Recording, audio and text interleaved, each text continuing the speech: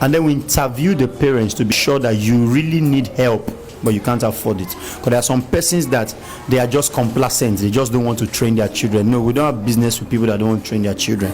We have business with those that desire to train their children but cannot afford it. When we started, I had to remove my 2 children from the school where I was paying serious money, and I brought them here. But that was when some people began to take this vision seriously, that if he can bring his children here, that means the quality of what he wants to give other people's children is going to be top notch. Whatever my children should have enjoyed, that's what these children are enjoying. We teach them French. Our French teacher is a master degree holder in linguistics and French. We teach them Chinese. Our Chinese teacher studied in Beijing. Someone came the other day and said he was expecting the children to have sickness on their head, catarrh running from their nose. I said, no. Someone wanted to donate used books. I said, you can't donate used books to my children in this school. It must be new books. They are not second-class children.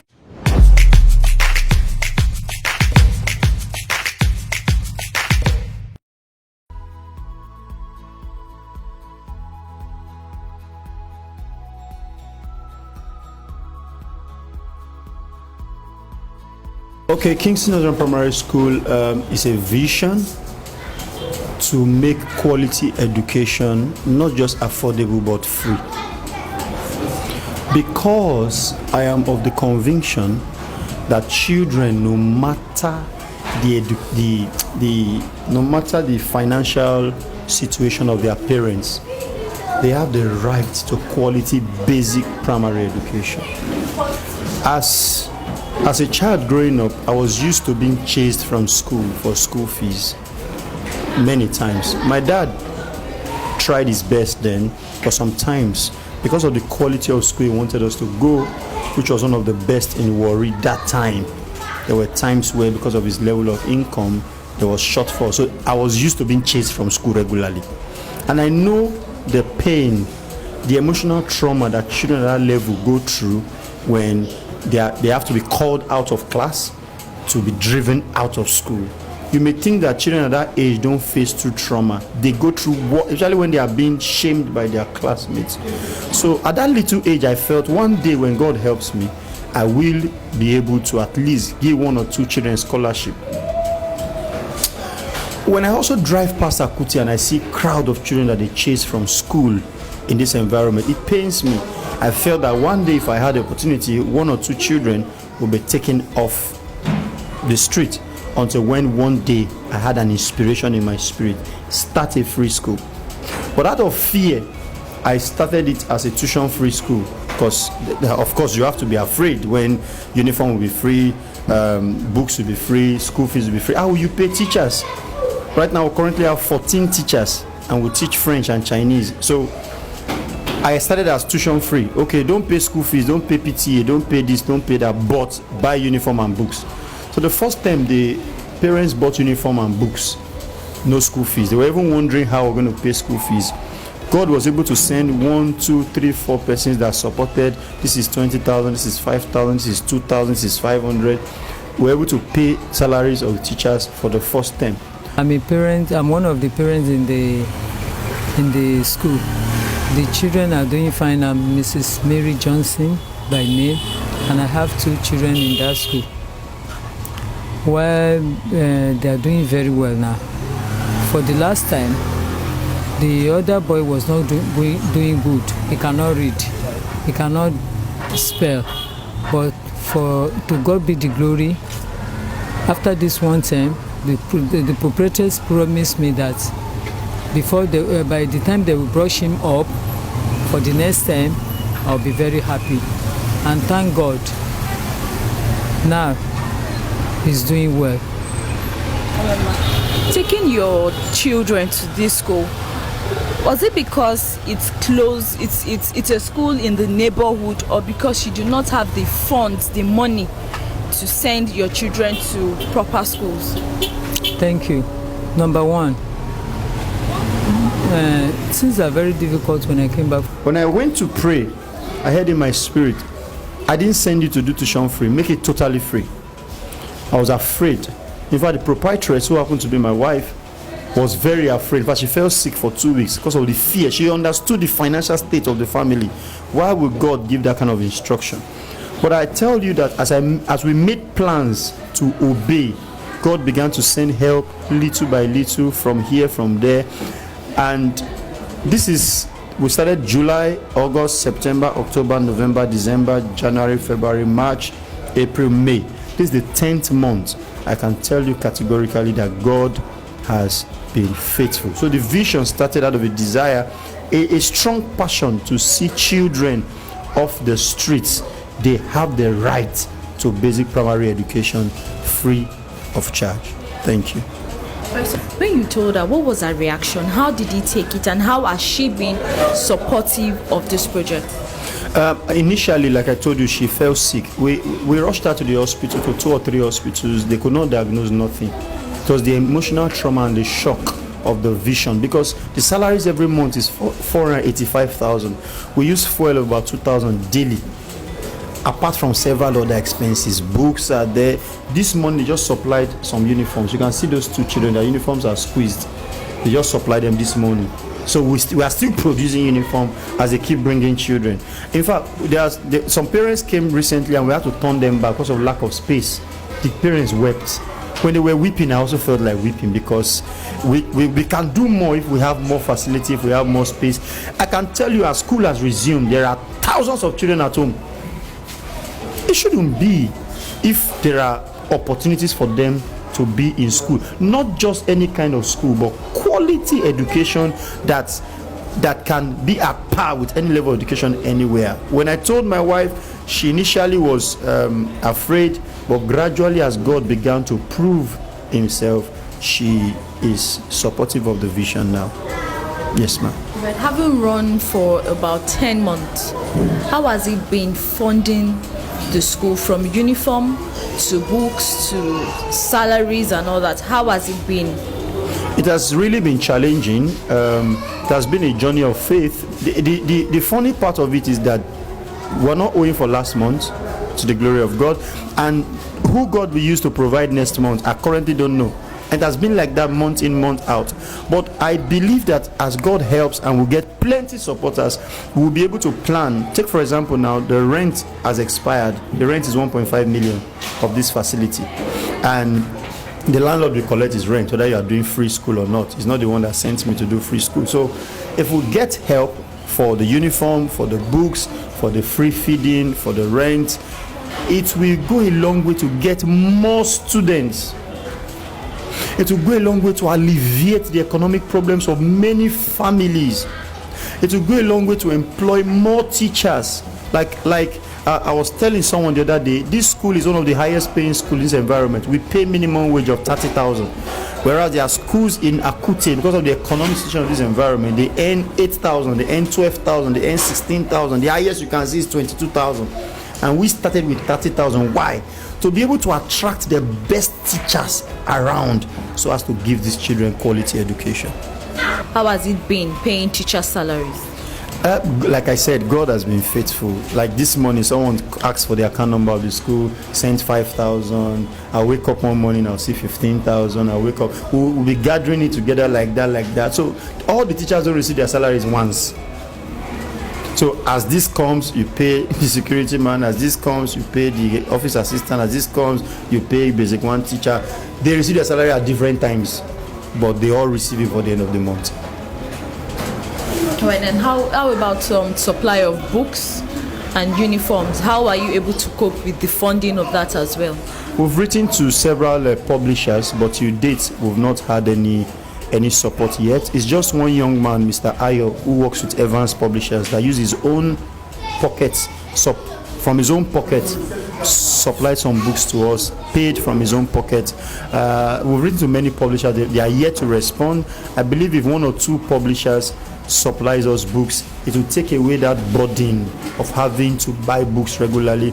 And if 1 or 2 fashion houses takes a sample of the uniform and takes care of the uniform, that our area will be handled. You see, if everyone takes the area that they feel they can take, we'll be able to. I am telling you that there are up to thousands of children at home right now. I see them every day, but the facility is small.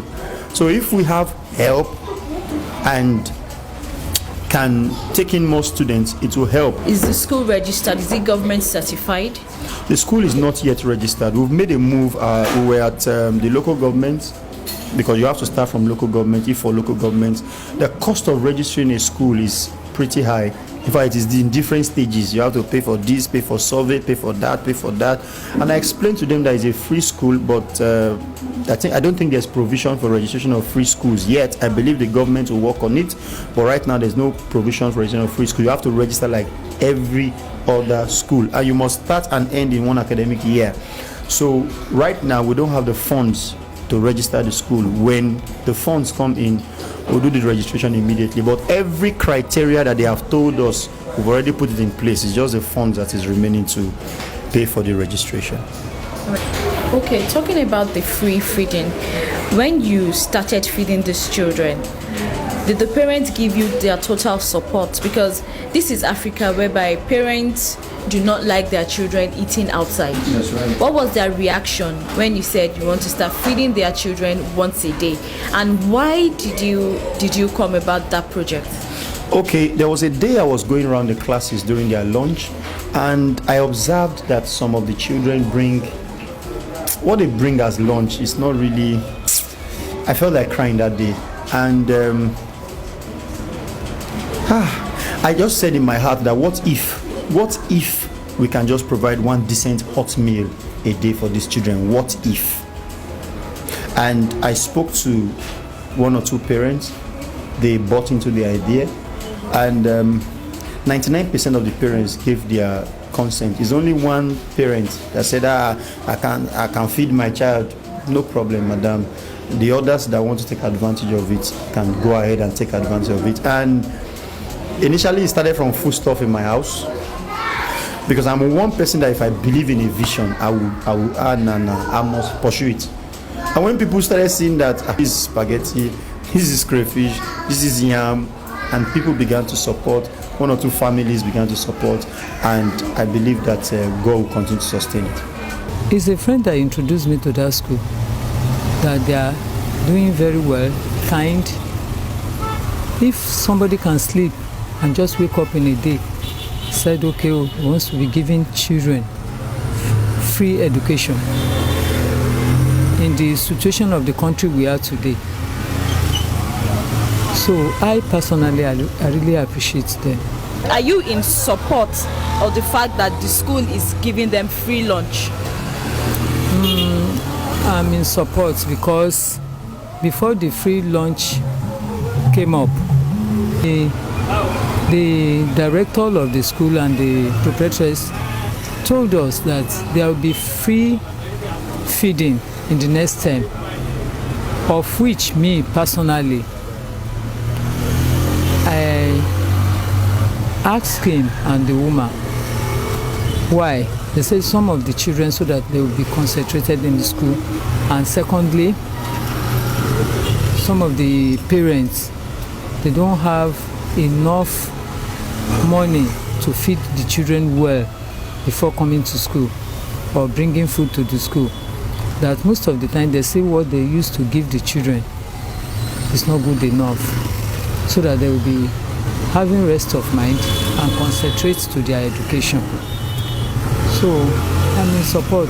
Speaking about selection of children into the school, of students into the school, how do you select them? Okay, we do an examination and we pick the best brains. That's 1, 2. And then we interview the parents to be sure that you really need help, but you can't afford it. Because there are some persons that they are just complacent. They just don't want to train their children. No, we don't have business with people that don't want to train their children. We have business with those that desire to train their children but cannot afford it.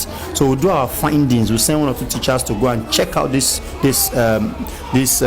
parents. Some are children of orphans. Some the father is late, one the father is late, one the mother is late, one the parents are available but they cannot afford to send children to school. So we pick those that want to go to school, that really want to go to school but cannot afford it. Not those that can afford it that are just being lazy. So if you were to get help from anybody outside, what are some of the things that you need, that you want people to support you with in order to carry this project and this vision to the next level? Okay, number one, we would like to get support with a land because we want to build. We want space right now. In fact, by September, once this class that I'm in now, once they are promoted to the next class, we have issues with space. So we need a class now for primary, for basic 5. Is it that I'll have to give up my office for basic 5 and look for office anywhere around the compound? We need land for school to build a massive school that can take more students, and we need buses because there are some parents that live very far. They take close to 2 or 3 bikes to bring their children every morning. So if we get a school bus that can, 1 or 2, that can be at a central location, that can bring the children comfortably to school and take them back to that central point where they can disperse, it will help, because some people come as far as Lambe inside. If we get a school bus that can bring them, fine. And then we need support for the payment of the teachers' salaries. We need support for books. We need support for uniform. We need support for running costs. And most importantly, we need support for solar. If we can get a solar company that can install solar power, that can take care of, instead of us buying fuel of 2,000 daily, if we can get a solar company that can give us power, that will take fan, that will take bulb, that will be perfect. So those are the things that we need basically. Saying, back when you were growing up and you were being chased out of school several times, as a child, how did that make you feel? It made me feel like a third class child. It made me feel like my parents were failures. It made me feel like, that feeling of they must drive you for school fees, that feeling of you must be the last person to pay, that feeling of like you are not at the same level with other students. It affects the psychological upbringing of the child. It affects the social, it affects the mind of the child. I was really, really affected. It took me a long time before I could come out of low self-esteem. It took me a long time before I could believe in myself, because I was among those that felt that life will continue to be like this because my parents didn't have enough to send me to the private school that he insisted that his children must go. My dad, God bless him, he was an insurance marketer, so the funds were not coming the way they should come as at that time. Though he's better off now, but at that time as his first son, I really passed through a lot of challenges that has to do with education. That experience and seeing children now on the street, would you say this was part of the motivation that you had in setting up Kingston Nigerian Primary School? That was one of the basic motivation. In fact, if I had not had that upbringing, what you have suffered before will birth compassion in your soul.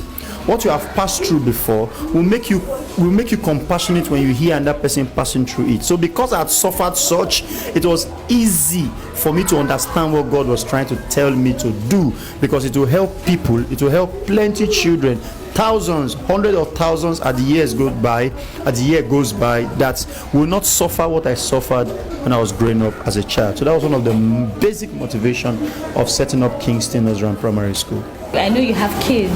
Yeah, 2 boys. How many? 2 boys. Are they also attending this school? Oh yes. When we started, I had to remove my 2 children from the school where I was paying serious money, and I brought them here. But that was when some people began to take this vision seriously, that if he can bring his children here, that means the quality of what he wants to give other people's children is going to be top notch, because some people know the quality I have, the passion I have for quality education for my own children. So whatever my children should have enjoyed, that's what these children are enjoying. We teach them French. Our French teacher is a master degree holder in linguistics and French. We teach them Chinese. Our Chinese teacher studied in Beijing. So whatever quality that my children should have gotten is what these children must get. They will not get anything low just because it's a free school. Someone came the other day and said he was expecting the children to have sickness on their head, catarrh running from their nose. I said no. Someone wanted to donate used books. I said, you can't donate used books to my children in this school. It must be new books. They are not second-class children. They are not lower-class children. They are not second-class citizens. Whatever we must give them must be quality, because they deserve it. How about some of the teachers? Do they also have their kids come to this school? Oh yes, some of the teachers have their kids come to this school. So we're empowering the teachers by paying them very high salary, and they have the salary to themselves because they don't have to pay school fees for their children.